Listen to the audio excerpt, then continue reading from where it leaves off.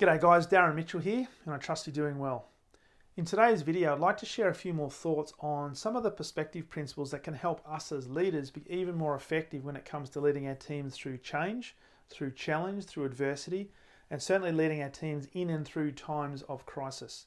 And it's based on a concept or a principle that people will do what people see. So it's all around role modeling. Now, if you're like me, you've probably worked in an environment in your career, and maybe you're working in one right now, where the sales leader in particular has been really good at telling people what to do. They've been really good at giving instructions, and they've been really good at setting the expectations around what activities are required in order to generate the sales and the revenue on a weekly, fortnightly, monthly basis, for example. But what tends to be missing from a lot of them is they don't necessarily walk the walk. So they're very good at talking about it, but not necessarily really good at role modeling the behaviors that they would like to see within their sales team. So what do the great sales leaders do, particularly in times of adversity and times of challenge? Well, first of all, they're really conscious of the fact that people are watching their every move and they're listening to everything they say. So they're very specific around what sort of example they want to set for their particular team, because they know that their team is a reflection of them. So 3 key principles I'd like to share some thoughts on. First of all, number 1, in times of adversity, this is when the opportunity presents itself for a sales leader to really discover who they are. Now, it's about rolling their sleeves up and doing what's required without actually asking the team to do it before them. They'll never ask their team members to do anything that they're not first of all prepared to do for themselves. So this is all about character.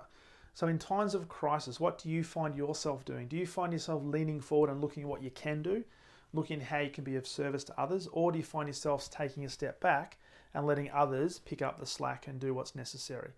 And so understand this, that in times of crisis and in times of challenge, the great sales leaders will first of all look at how they can be of service, because they recognize that this is an opportunity to demonstrate who they really are. And through this action, through this role modeling, this actually develops a level of reliability, capability, but also the biggest thing is trust. And so it's very easy for them through that action to develop a level of trust with their team. So in times of adversity, look at how you can really discover who you truly are and bring that out in everything that you do and everything that you say. Principle number 2 is great sales leaders will actually develop a positive life stance. Now, this is not about just the positive thinking stuff or being ridiculously positive and optimistic without any sense of reality.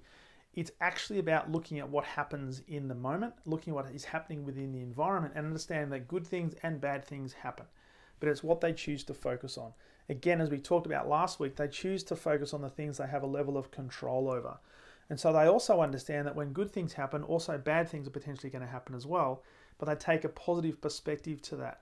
And they say, despite what is going to happen, I will look for the positive in that. I will look for the seed of the opportunity. And through that, I'll actually demonstrate a high level of role modeling, which means, again, if you add it to the first one where good characteristics come out and good character comes out, I'll be building a level of trust within my team.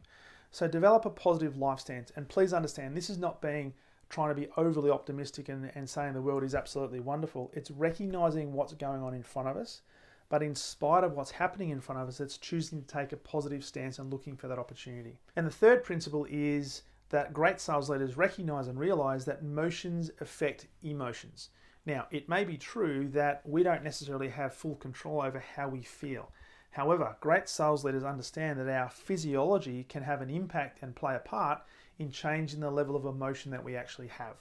And so when we're faced with adversity, when we're faced with challenges, what sort of emotions are we putting in place? Because understand that within the word emotion is the word motion. So if you're looking for how you generate some momentum, think about what sort of activity you can create, what sort of motion you can do, because that has an impact in terms of the way we feel, which often affects the actions that we take and ultimately affects the results that we get. Now, the great sales leaders are able to use those 3 key principles and use it to their advantage. And I say that respectfully because nobody takes advantage of anybody, but what they're able to do is recognize that adversity will enable them to bring out their true character. They also recognize that it's important to take a positive life stance in everything they're doing, but it's also important to recognize the motions or the activities that they take, because that has an impact on the level of emotion.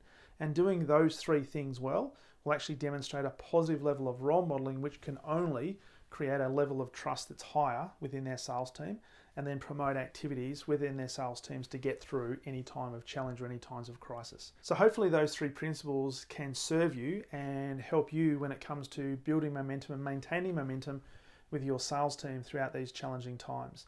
I'd love to hear from you. If we haven't connected already, please send me a LinkedIn request and I'd love to connect with you. Comment below. I'd love to know also what sort of strategies you're using right now to maintain the momentum within your sales team. Alternatively, please send me an email, darren@darrenmitchell.com.au, and I'd love to have a conversation about what you're doing right now to help maintain the level of momentum within your sales team. So until next time, have a great week and we'll talk to you soon.